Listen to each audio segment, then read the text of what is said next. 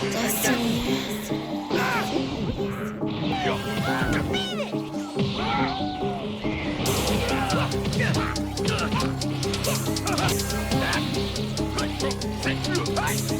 If they set that android free, it will be the end of all of us!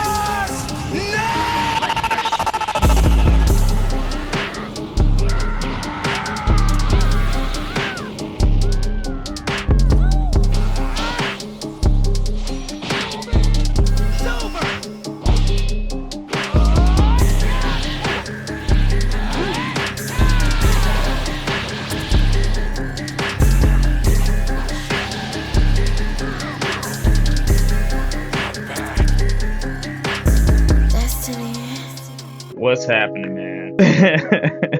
It's been a minute. What's going on, guys? Welcome to another episode of SuiShi Session. What? Boy, and know y'all been waiting on this episode 10, but it got very, very convoluted once we just started creating it and trying to see where this stuff went wrong at. And man, I'm not gonna lie, man. I think I almost popped a blood vessel trying to figure this stuff out. I almost had an aneurysm, man. I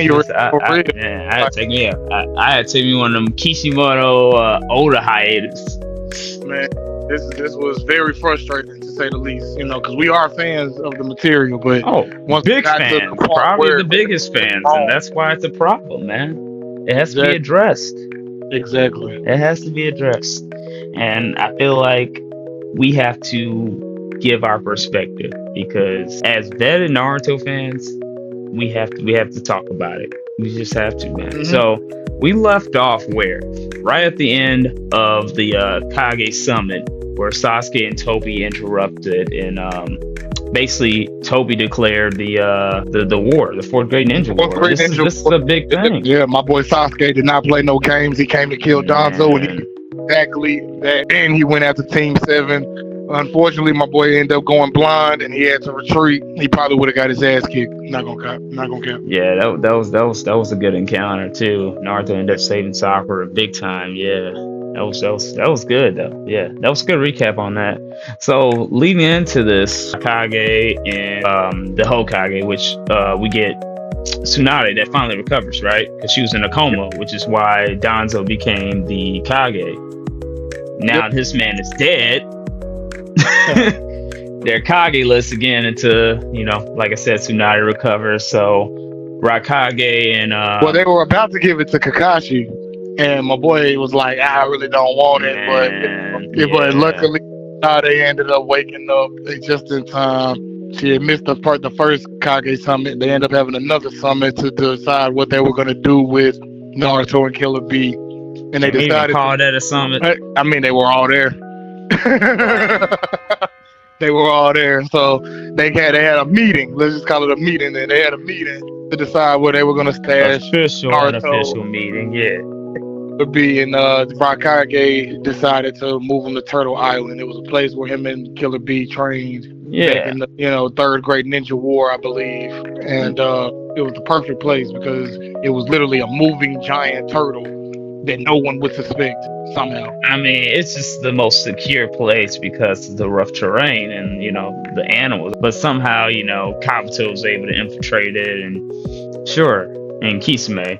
Most definitely. Yeah, but so we get this really this bonding situation that happens with Naruto and Killer Bee, which will start off really rough because Naruto's like, man, you just gotta train me, but Killer Bee's like, this dude need to relax, bro. He's too serious, too tense. He too amped up. He's trying to, get Sasuke back. He got all this stuff going through his head, and he just wants to be able to control the Nine Tails. But he isn't ready for it. Clearly not.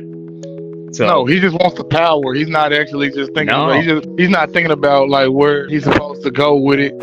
And Killer Bee tells him to go to the Waterfall of Truth to learn how to control his anger or his rage, or he wanted him to confront the inner emotions of him. So when Naruto gets there, he's thinking, hey, I'm not doing any shadow clone jutsu. He sees a figure that looks just like him, but with red eyes. And we're gonna call this guy Dark Naruto. Dark Naruto is like telling him like, yeah, man, you remember when Village hated us?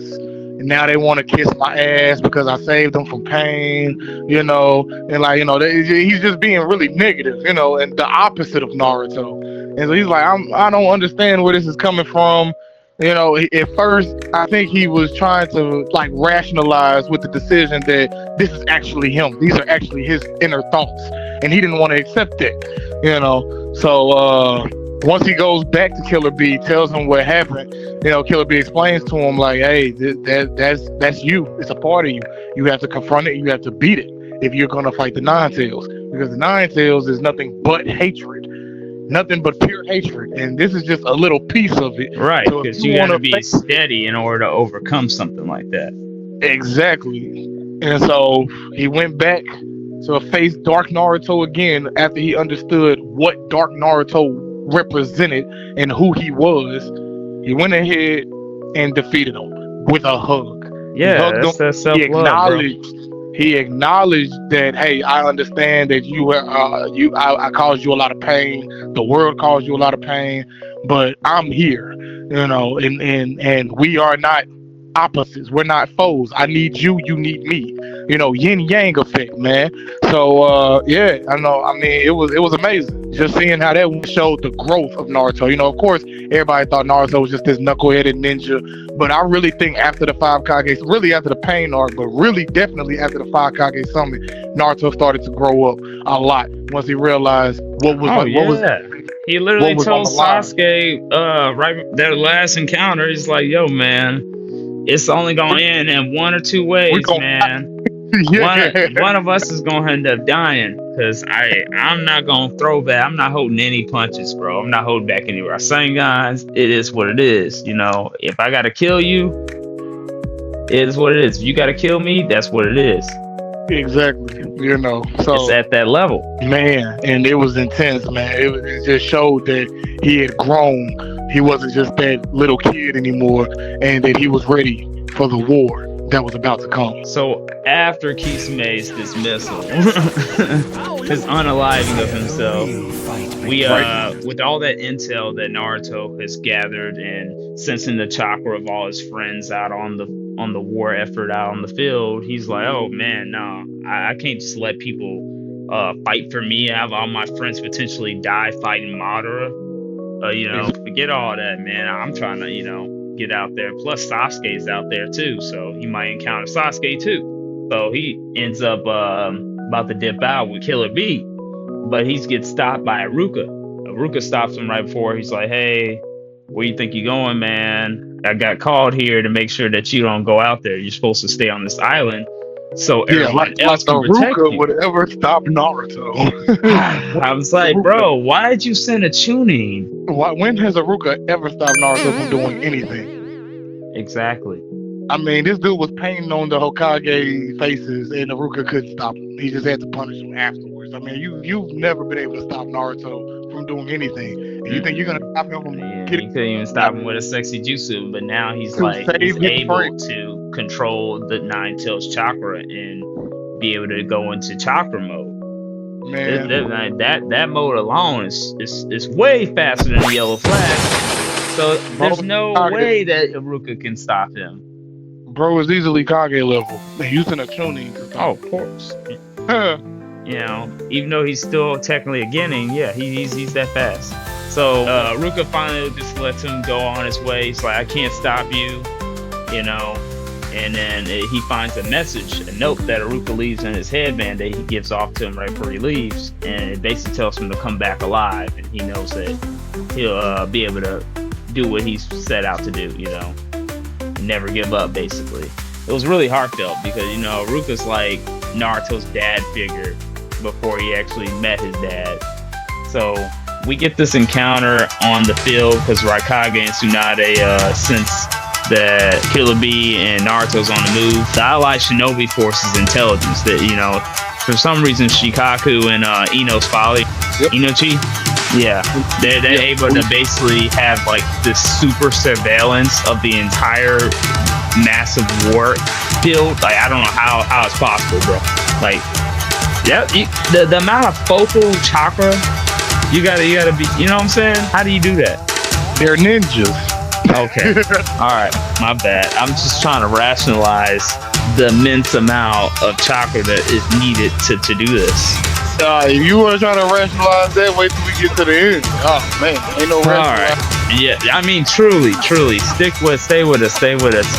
So Raikage encounters Naruto and Killer Bee, and he's like, "Hey man, get your ass back.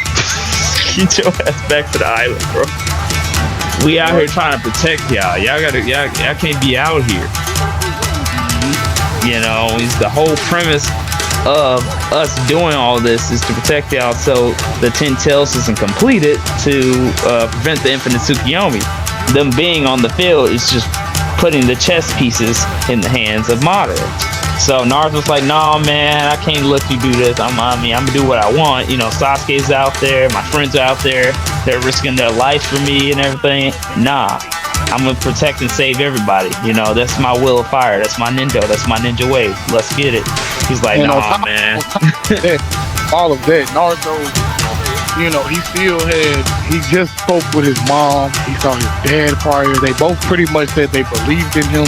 So he has that. That's where the two sons come from. And Killer Bee even has a son in the Raikage, you know, from the words that he told him as a kid. You know, they took these words from these people, from their loved ones, and that's what makes them stronger. So, you know, Raikage's whole thing was that Killer Bee would never have his ideal lariat. He would never perfect the lariat to the point where Raikage and him were on the same level. But Killer Bee had already told him long ago, like, "Hey, I'm past that level now." And I guess the Raikage didn't believe him, you know. Yeah, because he already viewed him as a little brother.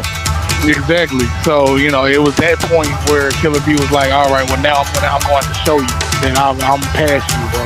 Like I'm going, like literally." And that's what he did. He lariated his brother, and he sent his ass flying. I mean, I said, "Damn."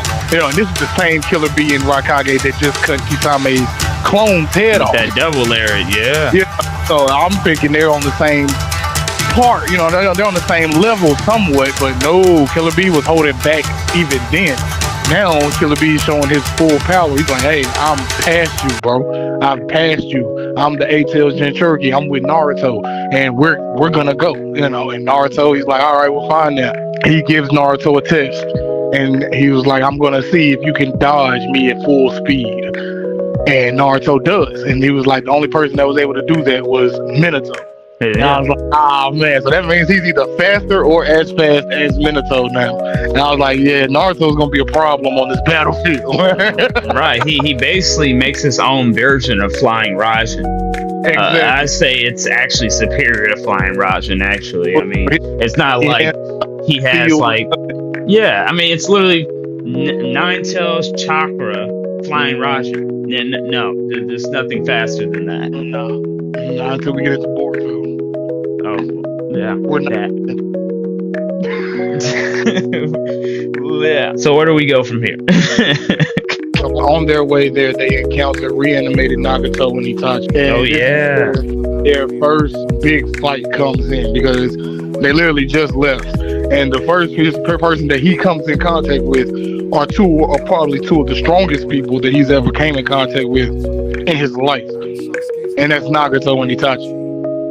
And, you know, Nagato was like, "Hey, it's been a while, but for me, since I've been dead, it's probably been like a few moments." You know, Itachi's like, "Man, you look different. You know, what's going on?" He sees the chakra form. He's like, "I've never seen you. You control the 9 tails?" You know, he's like, "I never would have thought you would have ever been able to do that." You know, but Nagato's like, "Hey, man, that's imagine he did that way before. He would have been killed him. He wouldn't even been a threat. Yeah. Itachi would have had his hands full trying to capture that Naruto, you know. Man. And I'm not sure I'm ready to fight this guy, you know. And so Naruto's like, "Hey, I'm face to face with Itachi right now. I have some questions for him." You know, everybody has questions for Itachi at this point because he's been dead and he's just now coming back. So they're like, "Hey, I got some questions for you." But before he could even get started, Kabuto controls them completely. And Yeah, he's in the Snake Grotto hideout too. Yeah. exactly. He controls them completely, and he just makes them fight. He's like, "I got the 8 tails and the 9 tails. Oh yeah, if I go ahead and capture them right now, Toby's gonna have to do whatever I tell him to do. You know, he's gonna have, you know, and what Kabuto's place in this is he wants Sasuke. You know, and I don't think people really understood the bargaining chip or why Kabuto was in this war. Toby promised him Sasuke after the war.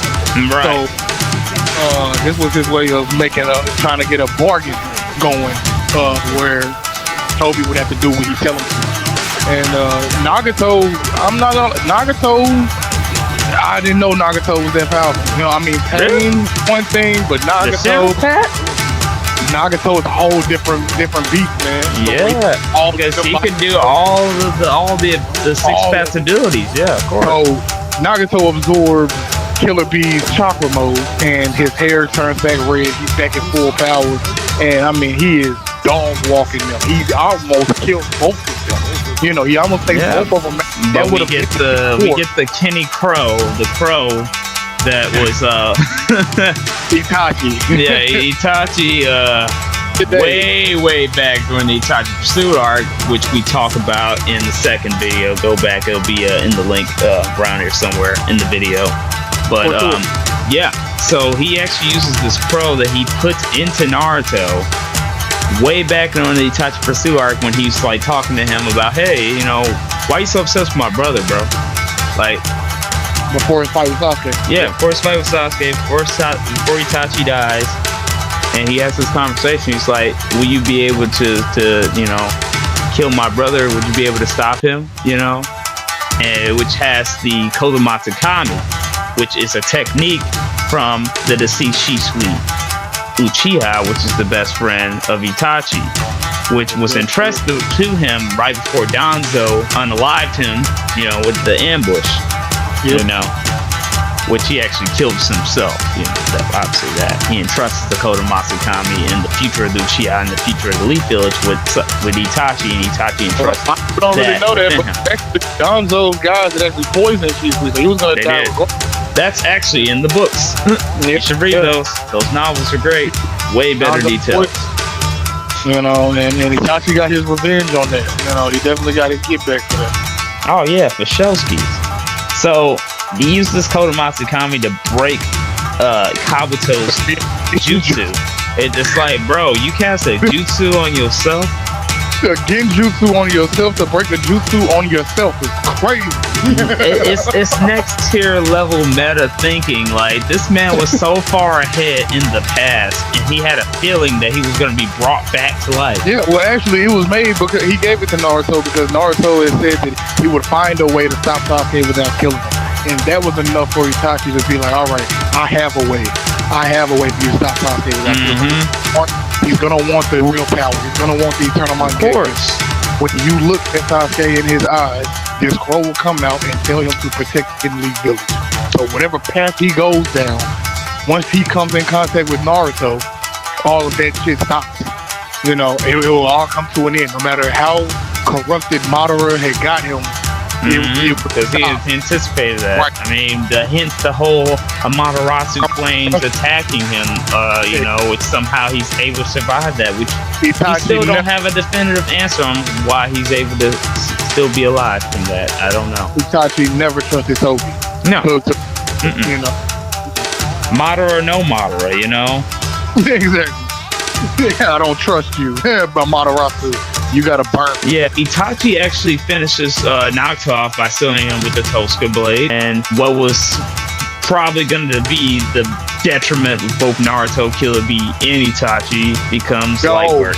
Y'all let us know if y'all want to see that video on how Obito survived that, because I really want to know how did Obito survive that Amaterasu from Itachi's implanted Amaterasu. I'll do a video on that. Anyway, y'all let me know. Continue. Sorry. So after this, Naruto parts ways with Itachi because Itachi says he had some other stuff to do. You know, he's gonna go after Kabuto to finally end all this and turn the war effort over by stopping this reanimation madness, zombie land, like I call it. And yeah, let's just bring back all these different generations of great shinobi and control them all. And you know, and think that everything gonna be all hunky dory. You know, no, not at all.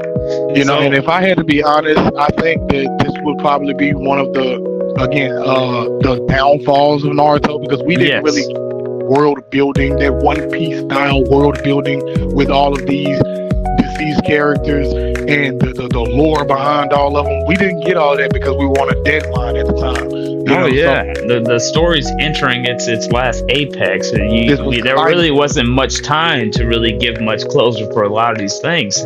That's why, like, the bringing back Asuma and having that final showdown and forcing Choji, Ino, and Shikamaru to fight him, like, that doesn't really even do nothing for me. I mean, I guess it kind of just like made Choji become, you know, more of a warrior, but sure, they already had that closure, man. You know, because honestly, I mean, because we see Choji finally master the Akamichi clan. Without using the food pills. Yep. You know, so without using drugs, he's able to master that. And I was like, oh shoot! And then he lost all that weight. So now we know that he's able to lose weight by burning all the calories through the Akamichi cleanse. He's the only one that does that, actually. By the way, that actually loses weight from it. All of the rest of them still fat because they never mastered it. We love fat people. Of course. Yeah. Because they never mastered jutsu, you know? Right. So we see that. We see the Gold and Silver brothers, which were fabled legends in their own right. Like, these people have the legendary weapons of the Sage Six Paths. I don't even know where these... I don't know where the Banfan or the Gourd actually come from. Like, were they created? Sage created them, sure, but we never actually really see them use them. These people actually got eaten by the Nine Tails, and then they survived by eating the stomach lining of the stomach lining. Put them back up. Yeah. Before they got digested, or they came out the other way. Who knows? Yep. I don't know. We didn't get any explanation on none of this. We didn't get any explanation on none of this. And they're defeated, and 1010 ends up basically reclaiming these weapons, which, by the way, we never end up actually seeing her actually use them, but we know she has them. Which why weren't these legendary weapons used in Boruto to stop any of the Kara people? I don't know. I digress. This is retcon. It has nothing. It just doesn't exist. I mean, it exists, but this is never where used. This is my problem, man. This is my problem. You have source material stuff, but you don't use them. Yeah, definitely. You know, and I'm not gonna lie. For me, I didn't really care about the Ginkaku fight. No, I did want more lore. Cool. I did want more lore on them because I believe they had a flashback of them actually killing supposedly the second Hokage. So I wanted to know how that happened. Sure. You know, but we never got that either. You know? No, we did. And all the while all this stuff is happening, we get Naruto joining in with Gaara and Inoki to fight the five Kage. The previous five Kage. Yeah, and that whole like epic, you know, Naruto versus the third Raikage, and how he learned that the scar on his chest was given to him by himself while he was fighting the Eight Tails. That was dope. You know, I like that. That we got the lore behind it. We got a good action fight behind it. You know, so I was always curious about him too, because I was like, well, we never really heard about him. We knew he was fabled and a legend. So strong. How did he die? Oh yeah, he died because he defended his platoon. He let his platoon get away, and he fought an army for 3 days and 3 nights, and he just ran out of chakra and died. Man, okay, Black Shinobi Jesus right there. I'm like, okay, I'm pretty sure these guys didn't let him get any water or anything to drink or nothing, you know, during that fight. So yeah, I mean, I guess that makes sense. Sure, this guy must have been born during the Warring States period. Man, clearly something, man. But that was an awesome fight. So after defeating the third Raikage and all the other Kage, the only one that was left was Mu and the second SuiSi Kage. And yep, that's him. He that guy. So then we realized Kabuto ends up reviving the real legendary Madara Uchiha on this battlefield. And this is where things go crazy. The real Madara Uchiha himself in the flesh, the long hair, red armored wearing Madara that we all saw in all of the backstories when people were talking about him. this was the guy. And this was the guy that was coming to wreck shop. I mean, yeah, and this is supposed to turn the tide. This is the final villain, you know, supposed to be. Well, there's no one else stronger than him, you know. Exactly. And so he comes through, and there's nothing that the allied shinobi forces can do. I mean, the first thing he does is fire a fire jutsu that literally could take out the entire army. It took an army of water style users to block one of his fire style techniques. I mean, come on, man. Then he makes, in the mist, he makes giant fireballs fall from the sky, and he's still fighting these guys with taijutsu. He's not even using any real ninjutsu. I mean, come on. I know you guys, if you're a Naruto fan, you saw that Madara versus Shinobi Alliance fight. That is top tier, probably one of the top 5 best anime moments right there, was his debut. That was Mamoru Uchiha's debut, and it was epic, man. I mean, he went crazy. He did what he was supposed to do. This is how you build a final villain. This is how you get that final boss level, you know, that everybody looks for. Yeah, that's literally Kabuto's trump card, man. Exactly, you know, and this was Kabuto's last chance to get the 8 and 9 tails. So he had to play it. You know, all bets were off. Itachi just broke out of it. Nagato got sealed. There's nothing else that he can do. And now Itachi's on his way to Kabuto to break it. So he's like, hey, I need to play my trump card. There's nothing else I can do. And he brings out Mamoru Uchiha. And so the Kage realized this is not the time for us to be sitting on the sidelines. We have to go onto the battlefield. This is Madara. This is the big bad. We have to go stop this guy.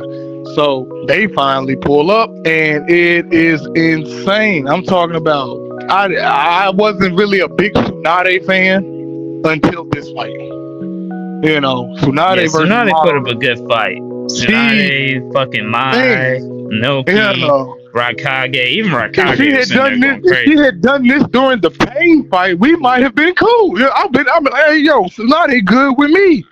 You know, but she had to save the village. I get that. That's cool. It wasn't her fight, man. She had to save the village. You know, it was Naruto's fight. Exactly. You know? Exactly. Yeah, most definitely. Yeah, you can take over from there, because that 5 Kage versus Madara, Itachi and Sasuke versus Kabuto. You know, I didn't even talk about that. Itachi was going through the forest. He was on his way to Kabuto, and Sasuke sees him. Sasuke just got the EMS. He basically kills White Zetsu, who was supposed to be his guardian at the time. Yeah. Making sure he leave the hideout, and he learns that the war has started. This is how he learns that the war started. So Naruto had to learn it. Now Sasuke's learning. He's like, oh, okay, so y'all started the war? Okay, cool. I'm finna head on to the battle. Well, he knew the war was in the process of being started. It was going to start regardless without him. It was the fact that he had to get accustomed to his new allies, you know. And he got real accustomed to him by killing White Zetsu. It didn't take too long. He took them bandages off. I saw, it's over with. Yeah, so I saw the new Susanoo, and I was like, oh, he got a beak on it. I'm like, oh, this dude is crazy. He got a Matarasu shield. I'm like, this man thinks he's Itachi. That's crazy. And speaking of Itachi, that is exactly who he comes in contact with soon as he leaves.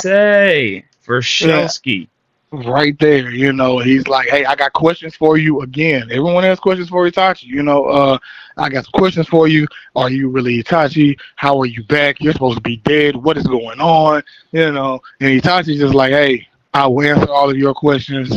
Just let me go handle this right now. I literally cannot stop moving. I am under genjutsu that's not gonna allow me to stop and talk to you right now. So, you know, he's like, he has to protect the Leaf. He has to protect the Leaf Village, and that's what he's doing. He's going to go protect the Leaf Village, and the best way to do that is to defeat the caster of the reanimation jutsu. If you can get all these dead ops off of the battlefield, the allied shinobi forces have a very good chance of winning. So that alone turns the tide. But it's not that easy, because we find Kabuto in the Snake Grotto, which isn't the same Kabuto that we once knew. You know, fuck him, this bitch ass. Yeah. He is now, in my opinion, I coined the term Kabuto Maru. This man has he was juicing up Orochimaru DNA and Snake DNA and eating. Yeah, he became a dragon sage, the first dragon sage ever in Naruto lore. The only one. Yeah. The only one. He literally. And he becomes this god complex, and he thinks he's just like unstoppable, which he is definitely terrifying. You know, he's has the abilities of Kimimaro, all of the Sound 4, and this battle is really probably the most epic battle I've seen in the war arc, alongside Madara, because like you get this tag team of Itachi and Sasuke, and it's so something epic. that we never thought we would see. That was awesome. If you guys ever get a chance to play any of the Storm 4 or the new Storm Connection game, play that fight. You won't regret it, right? Oh, no. Tell them to play the Storm 3, get the DLC, and get that game and play that fight specifically. And I will tell you right now, don't do that to them. that is one of the hardest fights I have played in a video game ever. And I played a lot. That is one of the hardest ones there. They made Kabuto so strong for no reason. I mean, I get it. He's supposed to be that strong, you know. Yeah, I mean, he's a dragon sage. He literally went from probably a tuning level threat to Kage level, above Kage level. He probably could have fought the 5 Kage if he wanted to, you know, and done just fine. So I don't know. You know, go ahead, but yeah. Kabuto is a menace to society. So Kabuto gets stopped by Itachi's visual jutsu. The Izanagi? Izanami, yeah. Izanagi is the one that what's that dude's name? Kishimoto pulled out of his ass at the last minute. Yeah. Sure. So because there was literally no other way that Itachi and Sasuke could have stopped Kabuto. This man cut off his eyes, so Genjutsu wasn't gonna work. You know, he didn't have the sight. Genjutsu at least wouldn't have worked. He was fighting using the chakra, detecting chakra through his skin, so he could see and feel where they were at still. Now he was on par with these guys, you know, and so there was literally no way that these guys were going to take him out, and they couldn't kill him. You know, that was the thing. They could have easily just taken him down, but that would have not have stopped the reanimation. So Itachi was nerfed, Sasuke was nerfed, Kabuto was going all out, but he was also at one point kind of nerfed because he was trying to put the kunai back into Itachi to make him follow his word, to make him, basically get control back over Itachi. Obviously, that wasn't going to work. So what else was there to do? Kishimoto comes up with Izanami. You know, pulls that right out of a hat or something. You know, he pulled that out of the rabbit hole. And we were like, what? Where did that come from? So that was crazy. Yeah. Yeah, it's probably one of the most powerful Kenjutsus out there, where he's basically forcing this infinite loop in a vegetative state. And he's like, yo, what's going on? What's happening? Didn't I just get this deja vu? And we get this really sad backstory of Kabuto. He was an orphan and all that, you know. Nobody basically Kishimoto's way of trying to, he always do this, man. Try to make us feel bad for all these people. He did it with Donzo. Like, bro, man, I don't care about these characters. I don't. You know, I really never liked Kabuto at all. So this really wasn't doing anything for me. I mean, I kind of felt bad, but also it's like, nah, man, this man's a snake, bro. He'll be alright. So Itachi finally breaks the jutsu because he ends up breaking Itachi's mind and forces him to release the jutsu. Mm-hmm. And after this, you know, this turns the tide of the war, and Itachi finally disappears. He tells Sasuke his final goodbye to him. Yeah, tells him the truth, shows him everything that happened, and he gives him his final goodbyes, telling him that I will always love you no matter what path you decide to take. You know, he was like, hey, I was even thinking about controlling you, you know, but if I had came to you as a brother, we probably wouldn't be in this situation right now. So that was really heartfelt for me to see, because everyone likes to, you know, they like to be like, oh, Itachi's the greatest of all time, but no, he admitted that he was wrong. He was like, what I did was wrong. I made you a criminal.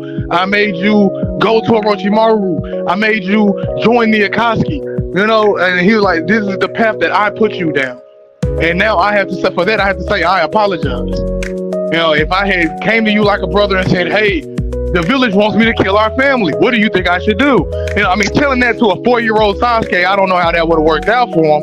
But, you know, I mean, at least he would have been honest. If he had been honest from the beginning, is what he meant, man? You know, then things would probably be different.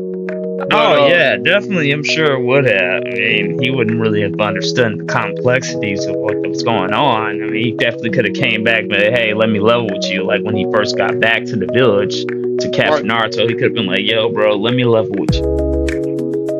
You know, this is why I was forced to do that, you know.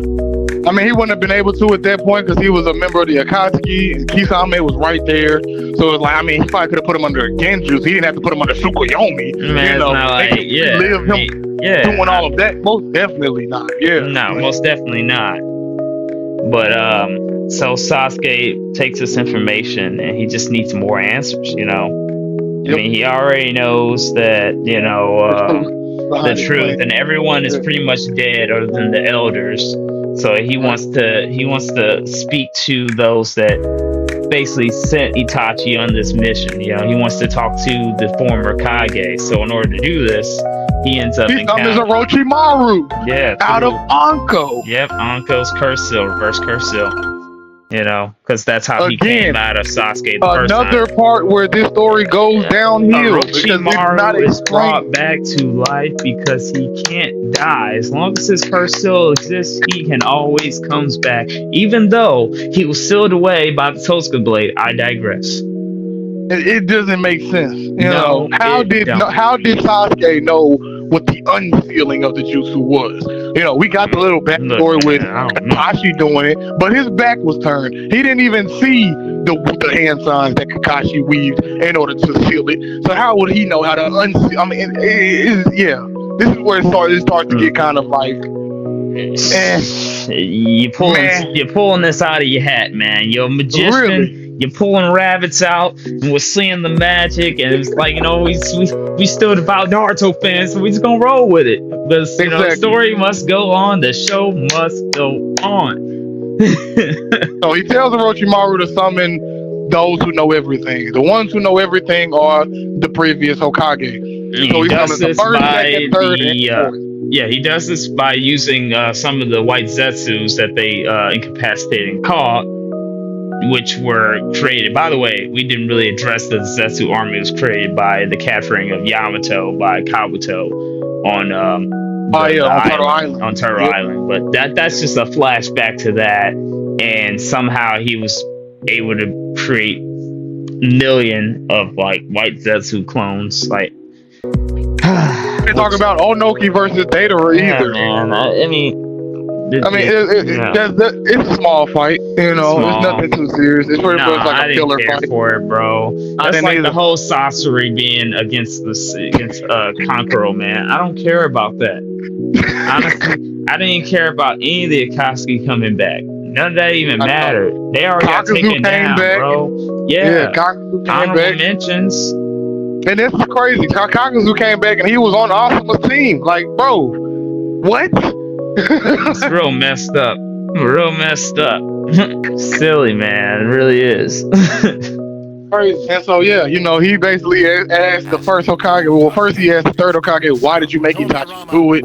You know, and he was like, hey, Itachi made his own decision under the pretense that I protected you, you know, and that's what I did until I died, you know. So he couldn't really get upset with Hiruzen because Hiruzen did protect him until he died. Under the same protection that he gave Naruto. He's a great guardian, guys. I say he's the best Hokage. If we had to go off of who was the worst Hokage, Hiruzen is definitely in that discussion. That's terrible. Obi-Wan was definitely in that discussion. Once we get to Boruto, Naruto is definitely in that discussion. I'm sorry. He definitely is. You know, I mean, so even Shikamaru. Top 3. Shoot, we honestly, you know, we'll do a video on that. That'll be a whole separate video of like tier from best to worst Kage. You know, obviously the best goes to probably the first Hokage, in my opinion. I'm gonna go ahead and For say sure. that. For sure. Yeah, for No sure. close second. Yeah. Yeah. Mhm. Tsunade will probably be third. Anyway, yeah, let's go Yeah. continue. Yeah. Yep. Yeah. So Sasuke's like, all right, you know, this to determine whether I'm going to destroy the leaf or not. Basically, this is a turning point for him. He's like, okay, I need to know why, you know. And What is a after village? yeah, What you is know, a ninja? You what, know, ninjas. ninjas. What are ninjas? What makes a ninja so dedicated, devoted to his village? You know, like Itachi Aliens. was. Even though Aliens, Itachi wasn't man. Uchiha, Aliens. Itachi wasn't Uchiha, but he was devoted to his village. You know, above all. Yeah, he was. He was devoted. It was nationalism, you know. And Sasuke Even wanted to know why. It was you know, and that was nationalism. what Yeah, he did. exactly. It was the reforming of the system. Sasuke wanted to reform how the world was. Yeah, it went beyond the leaf at this point. You know, this man has gone through, and this is Toby Rama's analysis. It's like, hey, man, what had to happen to the Uchiha was because of their deep love. It was their blessing, and it was also their curse, because they go through neurological changes when they go and manipulate and develop the Mangekyo, and furthering it from Mangekyo to Eternal. You know what I'm saying? Going through such great pain and the loss of a loved one, it turns their minds and turns them into basically fighting and killing machines. You know, they love to fight. You know, Exactly. we see this in Sasuke. We've already seen his transformation. Each time he took down someone and developed that Mangekyo even further, the more evil that man became. He got more power through getting drawing into basically the devil Jin energy, you know? Uchiha Saiyan. No, yeah, literally. Literally. Yeah. So they decide to finally partner up and team up for the time being, which in the back of Sasuke's head, he's like, I'm still going to take these people down. I hate them all. He's still seething in hatred, but they realize that Madara is on the field and that, you know, he needs to be taken down. The masked man within like the same time span, it becomes confusing for him, just like us watching it. It's like, okay, so who the hell is this? You know? Right. Me personally, I've always known it was Obito. You know, the mask get cracked. He's about to get taken down by the masked man, and we get a rescue from Kakashi and Guy. You know, and The entire Shinobi Alliance. He summoned the Shinobi Alliance to face off with Obito. You know, and this is where Madara, the real Madara, overwhelms the 5 Kage, and he reunites with Obito. And I'm like, whoa. So we're here now. We're at so now we got Madara and this guy Obito, who's been pretending to be Madara for the whole duration of Shippuden, and he is on the same, close to the same level of Madara, in that he's been trained by Madara somehow, you know, in his old age, and that he was saved from that collapsing of that rock cavern. Yeah, you know, and another problem where Obito went from below Chunin level to above Kage level in a year, thanks to old man Madara's training. That man was great. Was really like Zetsu's training, because Madara was tied to the ghetto statue. Like, what did he really do? You know, so you're telling me this kid became a threat to the whole entire world because he lost Rin, and he was trained by Madara. Girl, man, yeah. Like, that was what triggered him to develop the Mangekyo. I say he's probably the youngest to actually get the Mangekyo. Free, it will be the end of all of us. Well, who knows when Shisui got his, man? Yeah, we don't know that. That's why I'm saying I think Obito had the youngest, because they were still kids and fighting in the 3rd grade ninja war. So yeah, and the whole Ren thing was also manipulated by Madara too. Exactly. Because this man was controlling the 4th Kage, the 4th Mizukage.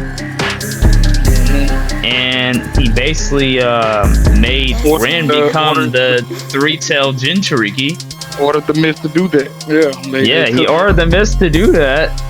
She becomes a three-tails, and he was supposed to be a Trojan horse going back into the village to take down, and they were gonna use that to attack the Leaf Village and to destroy the Leaf Village because Madara was still alive. He still hated the Leaf because he hated Hashirama so much. Hashirama died, so he's like, you know what? I'm taking my anger out on all y'all. Just fuck the Leaf. That's messed up. That's a messed up way of thinking. That man Madara Madara actually orchestrated to attack the Leaf Village long before any other villain did. He's a bad man, bro. He's a bad man. For sure. The whole time, there's never been a single inkling of good in this man. He's always been evil. I mean, we even go back to when Hashirama sees him on the field. They have this flashback of their final clash on the fourth grade ninja war field, and it's like, basically before the formation of the Leaf Village, he was like, yo man, kill your younger brother. My younger brother's dead. If you kill your younger brother, that proves it. I was like, bro, this is some really extreme stuff you got going on here, buddy. Madara was a demon, bro. He's on demon time. He's like, you kill your brother to prove yourself to me. He's like, nah, man, I'm not gonna do that. I'll kill myself. He was gonna kill himself. Masashi Kishimoto had tried to make it where Madara was like kind of like this redemptive villain. Like, oh, he was a villain, but there's nothing redemptive about this man. No, this guy does not deserve any type of redemption. Everything that Madara caused, Madara was supposed to be the final villain, and he embodied that. He wanted to put the entire earth under a genjutsu where everyone slept, everyone was peaceful, and he controlled everything. If they set so there's nothing redemptive. Exactly. No. These people are being harvested into a tree. Like their chakra is being harvested in a tree to create chakra fruit. And it was all thanks to Revelation Black Zetsu. Manipulated Madara, manipulated Obito, manipulated Sasuke, manipulated Indra, the Sage of the Six Path first son. So it's like, bro, it becomes from a story. It went from a story about ninjas to just all of these bad guys were just manipulated by the same person. Yeah, and Black Zetsu was created out of Kaguya Otosuki, who was the mother of Hagoromo, the Sage of Six Paths, which we see this connection. Obviously he has to have a mother. He couldn't just be like, oh yeah, I'm the Sage of Six Paths. Where does power come from? And we finally get the answer that the Sage of the Six Paths, his mother, she came down to the earth to plant this chakra tree and basically the chakra tree is supposed to destroy the earth, destroy the planet, and she was to devour the entire planet. This goes on some level of Dragon Ball, honestly, and I'm just like, okay. And she decided not to do that because she had a fetish for a human being? Exactly. So you forget your mission. Just so people understand, we're not saying that the war arc was bad. No, but by no means. I mean, there was some great moments. We have Madara versus the Shinobi Alliance. We have Sasuke and Itachi versus Kabuto. We have Might God versus Madara. Awesome, all epic battles. All great, good stuff. But once you brought in Kaguya, that was kind of a downfall. Up to this point, the war arc remained grounded in the core themes of ninja conflict. Yes, it was about ninjas and generational cycles. What are we talking about here? This is stuff about, the Senju, the Uchiha, the Uzumaki, all of that stuff. Clans. But then ninjas. Things shift dramatically once you bring in an alien like Kaguya Otsutsuki. Because if there's one alien, there has to be multiple aliens. Where does she come from? Who are her people? Is she alone? Is she not? How many of them are there? How big is the universe? How many planets are in the Naruto verse that were destroyed like this? That they did not explore all of this enough. It couldn't be. It was a quick put a flex tape on the situation until we can figure it out as we go. Because Madara was supposed to be in game. You created someone that was too powerful, killed both Naruto and Sasuke. They had to be brought back by Hagoromo and some M. Night Shyamalan type S stuff, and they still couldn't beat him after getting the incarnated power of both Ashura and Indra, the sons of the Sage of Six Paths. And then what do? Well, okay, let's bring in Black Zester to take out Madara. And which then was being introduce controlled a villain by, even stronger than Madara, exactly. technically. The man implodes like Cell from the Cell games, and metaphysically gets transformed into Kaguya. How does that make sense? What are we talking about here? What are we talking about here? Naruto is a show about aliens. This is a show about ninjas. Ninjas? No, it's a show about aliens, dog. Now we have aliens taking over the world. Alrighty. Okay. So this is where the conflict came from when we were making this video. Man, you know, because we were like, this is what took so long for us to really just piece all this together, because having to explain this is very frustrating and nerve-wracking, honestly. So, and that's instead of ending with Madara, the ultimate who ideology pretty much mirrored and challenged Naruto's thinking. You know, the story just changed and pivots to a cosmic alien goddess, and that caused the first issue that it created was the narrative abandoned its core theme. There was no longer a show. It was no longer a story about ninjas. The story had been built up for us to see Naruto versus Sasuke, to see their ideologies clash. You know, even if you take the Indra Ashura thing, the reincarnation, we take a huge deviation from that. But even if you did, even if we said, okay, yeah, they're reincarnates of Shinobi Jesuses or whatever, that's cool. We can do that. But once you realize that, okay, well, now we have an alien, that changes the entire game, because now you have other aliens, you know, that are out there. You have aliens on the moon. You have aliens over here. They're all coming to Earth, and that takes away from the actual conflict. The conflict that we had in the 5 Kage Summit was that Sasuke wanted revenge against his clan, and there was nothing that Naruto could do or say to stop him. Naruto didn't want to kill his best friend, but if he has to, he will. You know, that was the conflict at that time. Now that conflict is completely out the window. You know, because you're bringing in Kaguya Otsutsuki. They could have easily handled Madara, and we could have gotten Naruto versus Sasuke. I don't know about easily. They, like I said, they still got handled by Madara. True. Together, that was the problem. Was a beast. But even Kishimoto said it himself, and I remember when I was in high school reading the manga, I was like, "How are you going to destroy? How are you going to stop Madara?" Kishimoto came out and said, "I have no plans to it. I don't know how he didn't know how he's going to do it, bro." And I was and people might want to know why we didn't introduce. They might want to know why we didn't talk about Ten Tails Obito. He's filler. He doesn't count. It's just he's literally the Ten Tails version before what Madara became, and Madara became God. So Obito was the interim. God. He was basically the interim Ten Tails host before we can get Madara to become the Ten Tails host. All right. Exactly. I mean, that didn't even make sense to me. He manifested it way better. I mean, and then he easily gets taken down by Kakashi. You know, I'm like, and talk no jutsu. And talk Man's no got jutsu. Talk no jutsu. Come on. And he was about to flip on Madara. Madara's like, oh hell nah, bro. What are you doing? And we was a lot of people don't know. You know, when Obito absorbed the Ten Tails, he was like, hey, this is my story, not yours. And what was the first thing Madara did once they learned? Okay, Obito cannot be taken down by elemental attacks. He can only be taken down by sage attacks. That's why Jugo ended up using his curse mark on Sasuke Susanoo, because the curse mark is kind of somewhat a derivative of sage jutsu. So the first thing Madara did is rooted in the chakra tree. The first thing that Madara did was take down Hashirama and absorb his sage jutsu. The reason why Madara did this was because he was about to fight Obito. He was about to fight Ten Tails, and we was going to get that fight. That would have been awesome. That would have been great. That would have been great to see. I mean, it wouldn't take that long. He it wouldn't have. definitely whooped Madara his would ass have real dog walked fast. that man. Madara would have dog walked.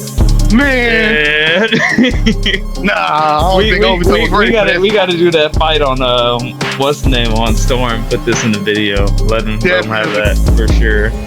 But yeah, that's been amazing right there. That would have been a good fight to see. We didn't get that fight. There's a lot of fights we didn't get in Naruto that would have been great. yeah.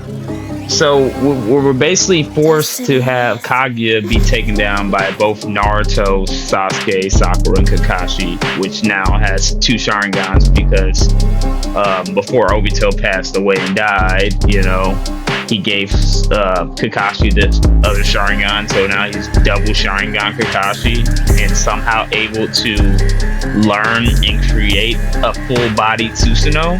Make that make sense? Susanoo, just because he's not even Uchiha. How do you copy a Susanoo? How do you copy? There's no jutsu hand signs for that.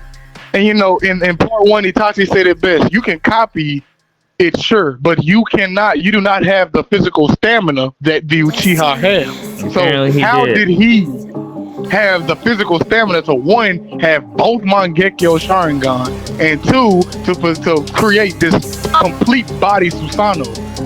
Just because you've seen Sasuke and Madara use it, and you copy it. That doesn't make sense. You know, that's like I said, it became very convoluted. The story overly convoluted. I mean, it was cool to see, but it just doesn't make sense. It did not make He sense. shouldn't be able to do that. And then he gets the eyes. He gets both of Mangekyo Sharingan from the ghost of Obito. Yeah. So ghosts just roam freely around here now? You know, when was this?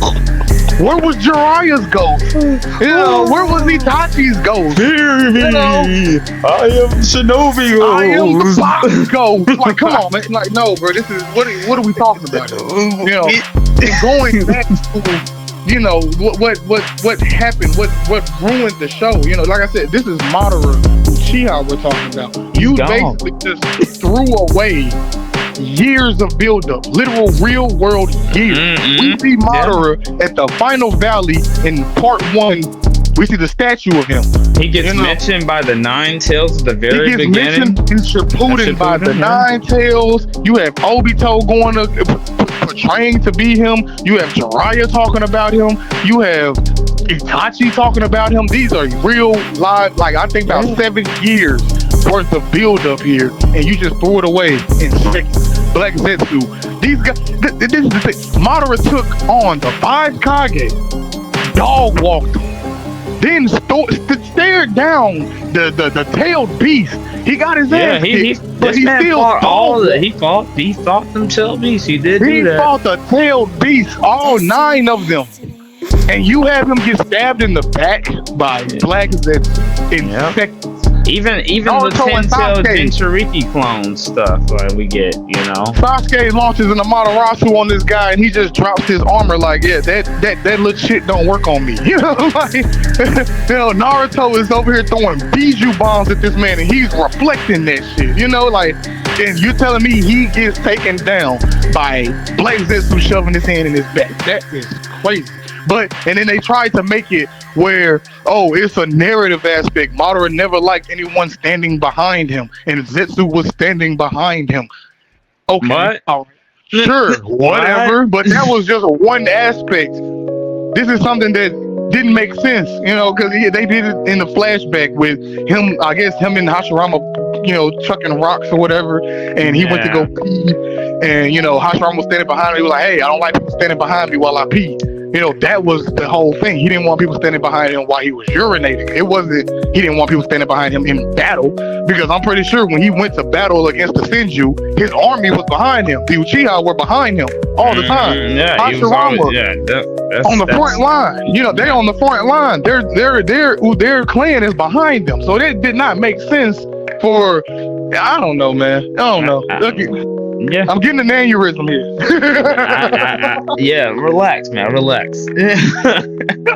Yeah, the only person, in my opinion, I mean, from what I've seen in the war effort, was Guy Sensei with the Evening Elephant. This man views all 8 gates and was able, and even Madara commends him, you know, and gives him his flowers. Like, hey man, I haven't been pushed this level in a fight since Hashirama. And Hashirama, and that's saying a lot, man. No jutsu, no ninjutsu. The same guy that took down Kisame. It's like there's no cap, there's no level cap to how strong this man could be, you know. Exactly. I mean, 7th Gate took out Kisame easily, so 8th Gate guy can just dog walk and compete with 10 tails. He was, bro. He was contending with Limbo and all that, bro. There's no power scaling guy, man. He's up there, you know. Yeah.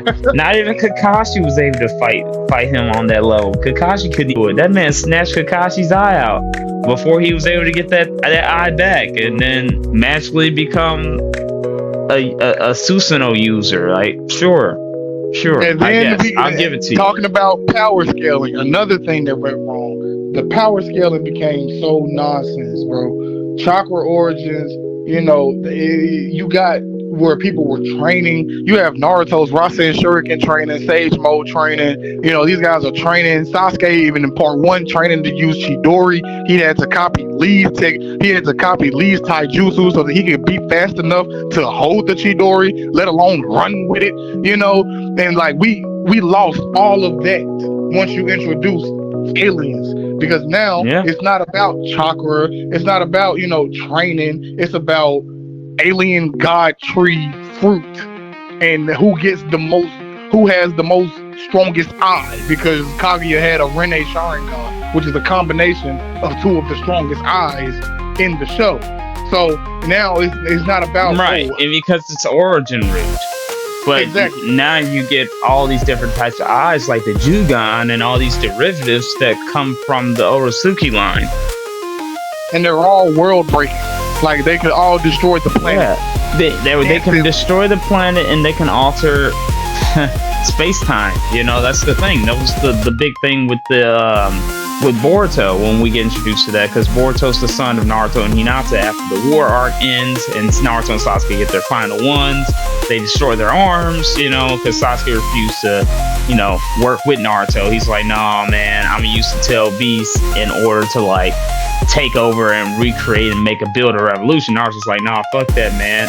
Ain't nobody even standing in your way anymore but me, you know. You still my friend. He's like, why are you going through these lengths just to continue to stop me? Like, you're always getting in my way, you know. And friendship. Some people say that actually was the big payoff of the show, and to me, it wasn't. I like part 1's Final Valley fight better than part 2's Final Valley fight, because I was like, where did y'all get all of this chakra from all of a sudden? You guys just had a whole war.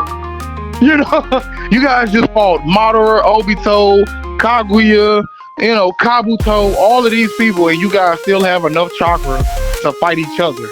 Like, I mean, because it was built up, bro, even from the PV, you know, with the By My Side video and all that. It was built up from that, you know, because Kishimoto knew he had to build that to the end. I remember all the AMVs and all of that. Yeah, dog.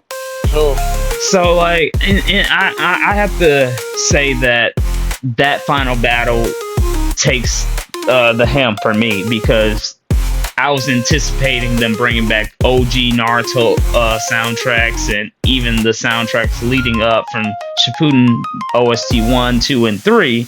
All of them, you know, we get Martyr, we get Hatred, we get Heavy Violence, all the OG like OSTs built in with the full arsenal of all Sasuke's jutsu that he's mastered over the, you know, decade and whatnot, and Naruto's. You know, all this build up, you know, we get to see a really cool complete Susanoo, which goes to a level of meta, which it makes sense for it to get to that level, because didn't they just defeat Kaguya? So he should be able to do that. So he controls all the tail beasts other than the 9 and uses it to power up his Susanoo. And we see this big final clash with Naruto and Sasuke, and then it ends. I think it was good, you know. I think it did well, you know. It was okay. It was a good fight, you know. And like, I want to take this time right now to apologize to the One Piece community, whether I said it on camera or not, because I've always talked down on One Piece. But if I can deal with the problems that are in the war arc of Naruto, I'm pretty sure I can deal with the simplicity and world building of One Piece. You know, I'm gonna go check out One Piece after this. I think you should, man. It's quite the journey. It's a journey for sure. You should check out Demon Slayer, man. I tried. We all know this. You know, I mean, I'll go ahead and apologize to the Demon Slayer. Because I talked a lot of shit about it. You know, I have. The Demon Slayer community was on your ass, man. Man, I apologize for making fun of your Lord and Savior. But also, it's not for me. You know? No. Yeah. All right. Please say for me. But yeah, most definitely, man. You know, and I think that's what this all comes down to. You know, I mean, we get the final battle. We get the reconciling of Naruto and Sasuke, and them wanting to atone for his sins. Rehabilitated Sasuke. You know, and that was the thing. You know, it just took longer than it did with Gaara. It really did. I mean, he was that hard-headed friend, you know. And then he just kind of constantly had to just keep hammering at him. I mean, they had 4 showdowns? Yeah. That it took 4 showdowns for him to finally learn that lesson. I count it as the 4th act of their rivalry. And they end up basically working together alongside each other to restore the ninja world. He's basically is annulled from all of his sins and all of his crimes because Naruto vouched for him. He just had to atone for his sins, you know. Kakashi also vouched for him when he became the 6th Hokage. So. Which that makes sense. Most definitely. You know, he was like, hey, just stay out of trouble, man, because anything you do comes back on me. And in the last, it was Sasuke who protected that meteor. I mean, who protected the Leaf Village from the meteor that was coming down. I'm surprised you remember that. You don't even like that movie. That's probably one of my favorite. That movie, I just don't like closure, bro. It's for Naruhina fans. It is for the Naruhina fans, bro. I get that. We also needed. You don't like Tonri. You don't like Tonri. I understand. I hate the Orosugi suit. Yeah. But, you know, I do too. Where did this man Tonri come from? I don't know. Man, Tonri Osuki is the guardian of the moon. You know, where was he the entire time? We don't know. Boruto, Naruto, the next generations, they end up carrying the alien concept even further. Of course, they had to. Because Tonri was still alive. He gets rehabilitated by being punched the shit out of by Naruto, bro. Naruto whooped that ass for his princess, bro. Because Tonri was trying to marry Hinata to someone else. To find a pure-eyed Byakugan. He kidnapped Nabi. And I know what happened, but it was just so stupid. It was convoluted. It was. And then we learned that Homura migrated to the moon to watch over and be the guardian. He basically became Kami of the moon, while Hagoromo was Kami of the earth, bro. Yep. You know, it's some next level Piccolo type ish. So once again, we're entering the sphere of some Dragon Ball stuff, and it just don't make no sense. And Homura's descendants gave birth to the Byakugan, while Hagoromo gave birth to all the rest of the other ocular jutsus and Kekkei Genkai. So sure. Then we get the final marriage with Naruto and Hinata. Ruka becomes his surrogate father, and that it was really a beautiful ceremony, especially in the movie and seeing it. What was it, like the 500 something episode of Naruto Shippuden or something like that? Yep. Man, it was a good it was a good payoff. It was, and Sasuke wasn't even there. Nope, because he was too busy atoning for his sins or going to Kaguya's. Like, how do you not show up to your best friend's wedding? It's some bullshit. He was too busy looking at Kaguya's dimensions, trying to figure out looking for who some the aliens. fuck Yeah, looking for aliens, man. Exactly. And that's the thing. The sequel becomes a story focused on aliens hunting chakra fruit, ninja tools being replaced by scientific technology and cyborgs. Yeah, which is the whole premise of the Boruto movie. A show about ninjas into a sci-fi movie. Like, yeah, it became cyborgs and aliens. Get out of here. Hey, man. Get out. The door. You feel me? Hey, like, man. what are you talking about? This is not even Naruto anymore. It's not, bro. Honestly, if you were to hand me the Boruto books and start me there, and then handed me the Naruto books and told me that was a prequel to this, wouldn't even believe it. I wouldn't. I wouldn't. I'd be in very disbelief. Yes. You know, and then on top of that, you know, you sideline Naruto and Sasuke in Boruto's story because it's not about them. Obviously, it's about Boruto. But you not only sideline them, then you nerf them. You take away the Nine Tails. You take away the Rinnegan that Sasuke just got. So you make them weaker. Yeah, he loses his odds. Yeah. While everybody else are aliens. Yep, you get this time space travel thing where Boruto goes back in time to visit Naruto and save Jiraiya, and it just affects everything, you know. Because when he comes back, and then they retcon Kaguya's entire backstory with the godhead of Otsutsuki, and now she didn't come to Earth alone. Man, I'm gonna let you explain this. You know, she didn't come to Earth alone. She came with a partner. The Otsutsuki, they are in pairs, like the Akatsuki were. They come to Earth, they go to planets in pairs.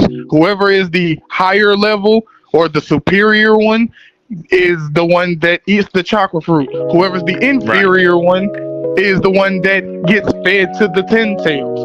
So Kaguya came with a guy named Ishiki. That's what happens. Yeah, and Ishiki was the superior Otsutsuki. So Kaguya was supposed to be fed to the Ten Tails, and Ishiki was supposed to eat the chakra fruit of it. Kaguya instead turned on Ishiki, cut him in half, and I guess fell in love with humans, you know, or whatever the case was, and decided to make her own army to go against the Otsutsuki because she knew she broke code. You know, she broke the law. And so she was like, okay, well, now I'm going to put this entire planet under infinite Tsukuyomi and turn them into white Zetsu, which is where the white Zetsu actually come from, you know. From the god tree, yep. Yeah. It's also where wood style comes from, too. And that's where her army was going to go against the Otsutsuki, Momoshiki, Kinshiki, Urashiki, all these other Otsutsuki that were going to come for her for what she did. But where were they for the past 1,000-something years that this happened? You know, they were nowhere to be seen. Where was Ishiki for the past 1,000-something years that Naruto was going on? Nobody knows. You know, so, you know, it becomes so convoluted to the point where this story's not even making sense anymore. You know, and I feel like Kishimoto wrote himself into a hole, and now he's trying to dig himself out. You know, so being a big fan of Naruto, being a big fan of anime, period, you know, one thing you don't want to do is lose track of your story. You don't want to lose the element that made your story important. And that's what we come in when we're writing our books. When you write The Knight of Serenade, this is a story about knights.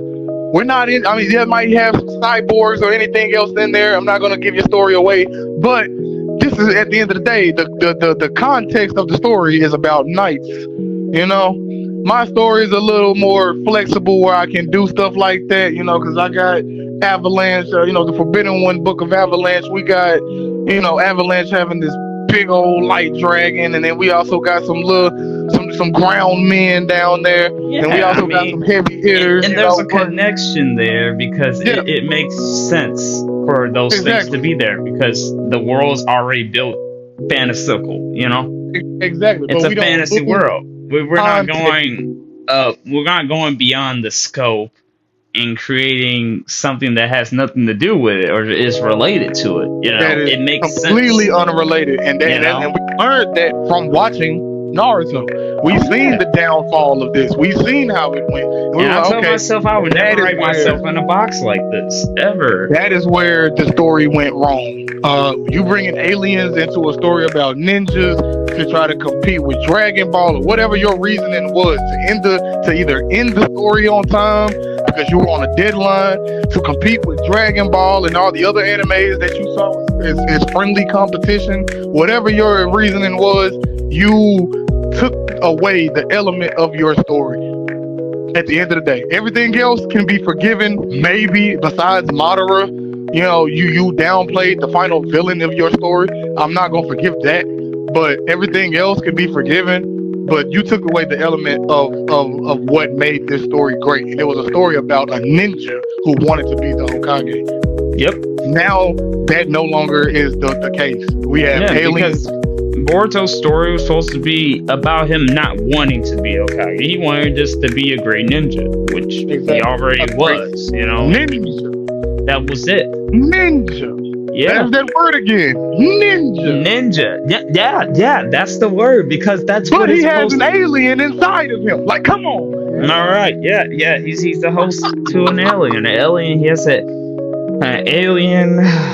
God, man, I don't know, man. He's a host to an alien. You know. Hit the outro. Please. Anyway, guys, you see the dilemma here. You see the problem here. The problem is when you introduce aliens into a story about ninjas and you lose focus on the roots of a great story like Naruto and Naruto Shippuden. Deviation from that. All right, when man. you have problems. That's it. Don't bring in aliens, man. Don't do it. So, all right, And don't get me wrong. I mean, there might be some people that actually like the story of them having aliens and stuff. But I mean, like I said, if you had created this as a standalone thing and not as a continuation, like I said, he created what was it, Samurai 7, Samurai 8, or something like that. That he makes created a sense whole with nother something story. like that. Yeah, for sure. That was okay. Yeah. If you had created a story, you know, of its own that didn't have any ties to Naruto, that would have been fine. But no, You didn't do that. He didn't do that. He did not. He just decided to just do what he did there. And there's no coming back from that, man, at all. When you take a story like as great as Naruto, a story about ninjas, and you introduce a bunch of aliens, and then you introduce other aliens in order to counteract it, you ruin the source. And cyborgs, biotech, and all this. Yeah, the biotechs in order to omit, you know, because I get the idea and the concept of trying to push the story into more futuristic-esque stuff. Like, we even seen that in Naruto Clash of Ninja Revolution 2 and 3 when we get Bondo, you know, and that's why I was surprised about the cybernetic connections and using weapons, ninja tools, and integrating ninja tools into ninjas. I'm like, okay, there's an extent to this, but if you cross the threshold of making yourself into an android and being able to host and have ninjutsu be capsuled into a weapon with non-renewables, that's a problem there. And then I'm gonna close it out here actually too. When you integrate that, a system like that, high-tech advanced ninja tech, with a godhead ninja, not godhead ninja, a godhead alien, and you give birth to clones, and you introduce a dude like Amato, which has no real decisive forward and backwards, right? Like, we don't even know where he's going with this. You know, is he a good guy? Is he a bad guy? What was the point of creating these type of clones and doing all this, man? Yeah, sure. That's a theory. That's a theory. But why this regular old looking Hayao Miyazaki looking dude? I'll say a downgrade Hayao Miyazaki looking dude. Taking 3 Heihachi looking. Come on, man. Come on. and I like. Again, where were these people at? Where were they at? Where? How did you get to an ending? Where's the epilogue here for this? For a story like this? So you're in Blue Vortex. This is Blue Vortex, people. A story about aliens and how to fix. No, look, because honestly, the mess up. The problem is that because I know some fans were like, oh well, where was Danzo at during the first part of Naruto? Look, man. All right, that's explainable. He That was, is explainable. underground. He was, wherever he was at. That's 12 years. That's 12 years, not even 12, because he was part of the Uchiha being killed off. So that's probably like a 6-7 year time span where we didn't know where he was. Yeah. Where were these aliens 1,000 years ago? That is 1,000 years that these aliens were not prevalent in this story at all. Yeah, Shiva was dormant in the earth, waiting for his time to be brought back. Right. Okay. Sure. I mean,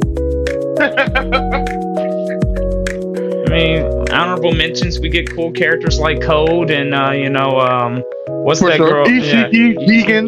Yeah. Amazing. Delta. Cool. Boro, Kashin Koji, who's basically Jiraiya. Sure. Cool. No, not cool.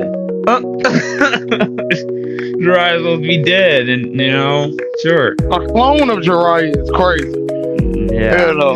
So many years after he had, he fought Pain. I mean, come on now, like what, 20 years ago, and now you got a clone of him just running around? Like that's crazy. That's where we are. I mean, honestly, because I'm such a devout fan of Naruto, I think I actually will return and finish reading up all the Boruto manga. I'm not gonna watch the anime. I'm not gonna do that. I mean, if I do watch the anime, I'm only gonna watch the snippets of what is manga canon. I'm only gonna watch manga canon stuff, bro. 2 Blue Vortex. If you read that, you're cool. But if you're watching that old Boruto anime, man, I mean, look, if you're watching it for nostalgic purposes, you can There's watch nothing it for nostalgic about it, bro. I'm sorry. No, if you want nostalgia, go watch the original Naruto. Don't watch Boruto, bro. Boruto next. No, you're not gonna send these people to early grave cancer, bro. Don't do that to them. Just don't. Go if you want nostalgia. Go watch the original Naruto. Like I said, I told y'all already. The OG Naruto is the best in my opinion. Man, it's dope. Shippuden is great. It's great, yeah. OG Naruto, I'm gonna put that at the top. Just go ahead and skip that Boruto and just go to the manga, man. Honestly, go to 2 Blue Vortex. Go straight to. Just go ahead and hop on over. I mean, I would say this is how I would do it. Original Naruto, because the story still falters when Kami and Lord take over the narrative, but at least it's something entertaining. It's more entertaining than original Boruto. Yeah, for sure. And there's higher stakes too, because Naruto and Sasuke have been taken out.